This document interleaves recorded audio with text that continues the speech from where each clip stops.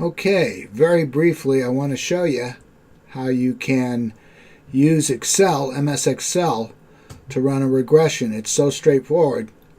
It takes a lot of the headaches out of running regressions. Okay, so what I'm going to do here, I'm hitting the start button. I'm going to open up my Excel program.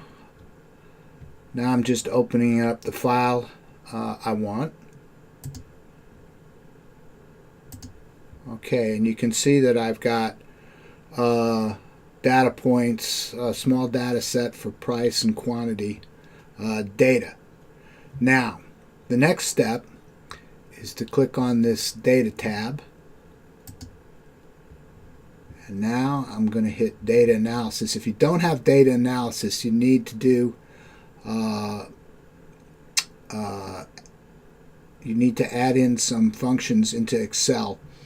And you can always ask me how to do that. But for now, let's just run through this. Scroll down to regression. Click OK. Now, in the context of the regression we're looking at, the independent variable is price. And the dependent variable is quantity, because we're talking about a demand curve. Quantity, changes in quantity are driven by changes in price. Anyway, let's do the quantity column, the dependent variable first. Okay, I do that by clicking here just to make life simple. And with my cursor, I'll left click and drag down to the bottom data point. Go back here.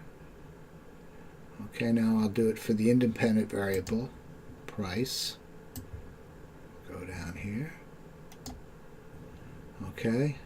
Now if you want to plot these data with a line through it, you click line plot fits.